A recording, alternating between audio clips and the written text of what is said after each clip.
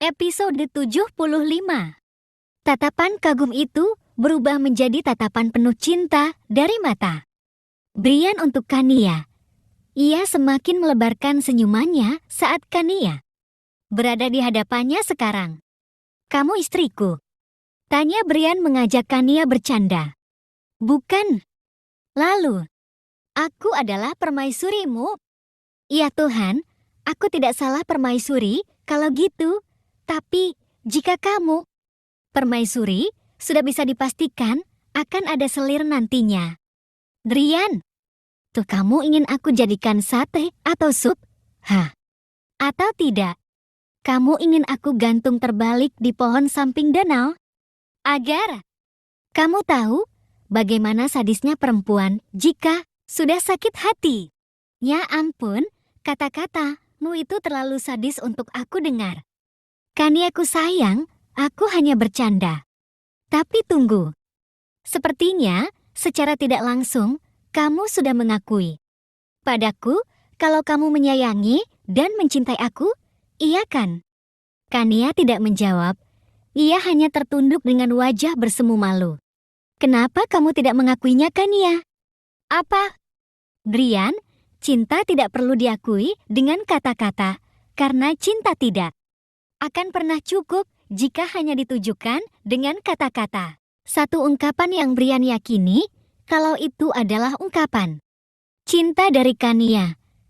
Brian segera menarik Kania ke dalam pelukannya, memeluk tubuh mungil itu dengan penuh perasaan. "Brian, apa kita tidak jadi datang ke pernikahan adik tiriku?" tanya Kania masih dalam pelukan Brian. Brian melonggarkan pelukannya. "Kenapa tidak jadi?"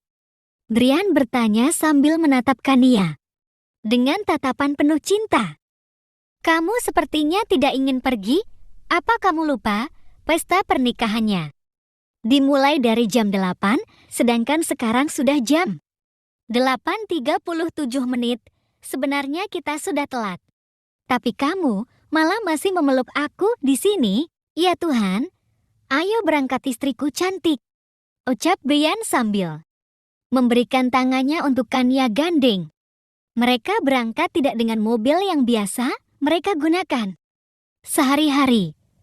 Brian sengaja meminta Pak Hadi membeli mobil seri terbaru untuk datang ke pesta pernikahan adik tiri Kania. Kania sedikit tak percaya dengan semua yang Brian siapkan untuknya. Sekarang, mulai dari gaun, perhiasan, riasan, dan sekarang kendaraan, semuanya Brian siapkan dengan semua yang paling mewah. Ia merasa benar-benar diperdulikan dan dianggap berharga di mata Brian.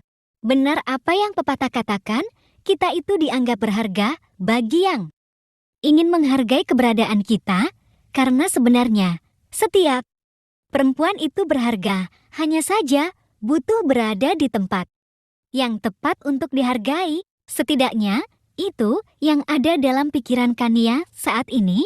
Ia merasa bersyukur sekarang. Ternyata perjodohan yang ia terima benar-benar membawa bahagia. "Tuan Putri, ayo." "Senyummu berharga, Kania. Senyum itu akan muncul saat aku mengeluarkan candaan. Jadi, aku tidak akan membuang setiap kesempatan yang aku punya."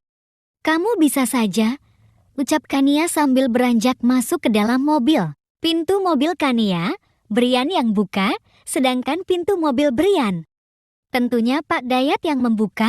Mereka pun beranjak meninggalkan villa menuju hotel, tempat di mana resepsi pernikahan Zara dilaksanakan.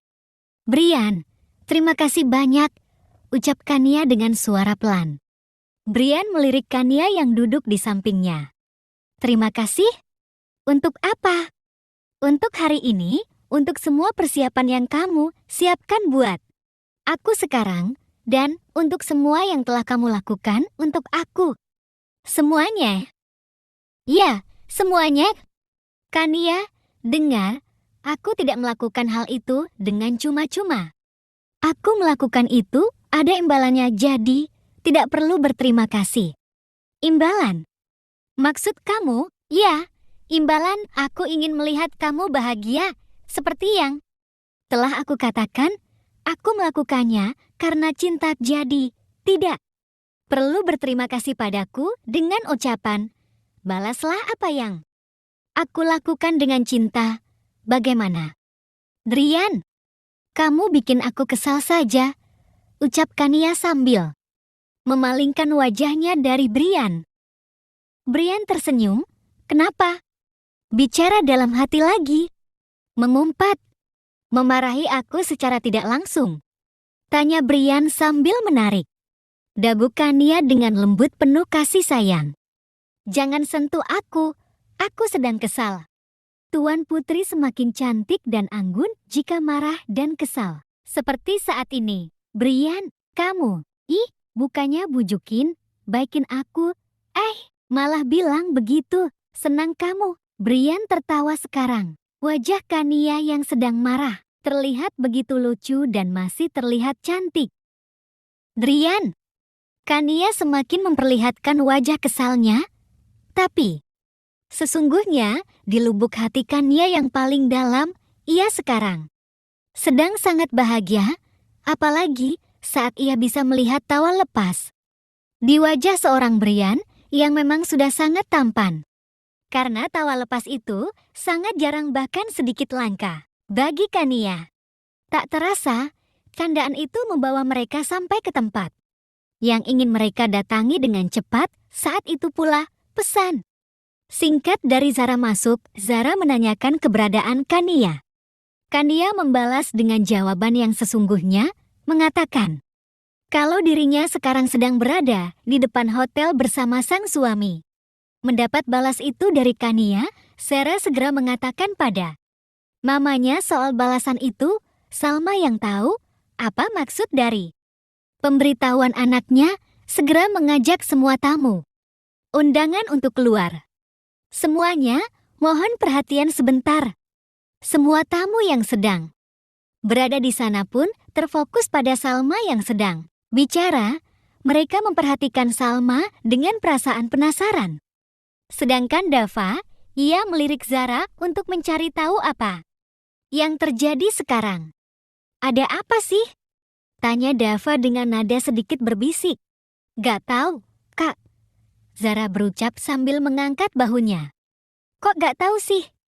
Ya emang gak tahu, Kak Dava. Dengerin aja apa yang Mama mau sampaikan. Nanti juga kita akan tahu, ucap Zara sedikit kesal. Dava diam. Sementara Salma, ia melanjutkan kata-katanya. Setelah memastikan semua tamu sudah mengalihkan perhatian mereka pada dirinya. Maaf sebelumnya, saya selaku mama dari mempelai perempuan. Mengalihkan perhatian para tamu, saya hanya ingin mengatakan, kalau sebentar lagi, anak tiri saya yang menikah dengan Tuan Muda Aditama akan datang. Saat kata Aditama diucapkan, hampir seluruh tamu yang ada di sana heboh bukan kepalang. Bagaimana tidak, sosok yang sangat jarang, bahkan tidak pernah terlihat itu, sekarang akan hadir di tengah-tengah mereka. Rasa penasaran yang memuncak kini menguasai hati mereka semua.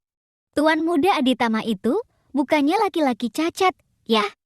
Salah satu tamu berucap pada tamu yang lain. Iya, katanya sih begitu. Tamu yang lain menjawab. Iya ya, katanya wajahnya hancur dan dia lumpuh, dikabarkan. Dia selalu menggunakan topeng hitam untuk menutupi wajahnya. Kasihan, benar-benar kasihan. Iya, tuan muda kaya yang malang. Aku yakin gadis yang bersedia menikah dan hidup bersama dengan tuan muda Aditama pasti hanya karena hartanya, iya enggak? Betul, aku sepemikiran dengan apa yang kamu ucapkan barusan.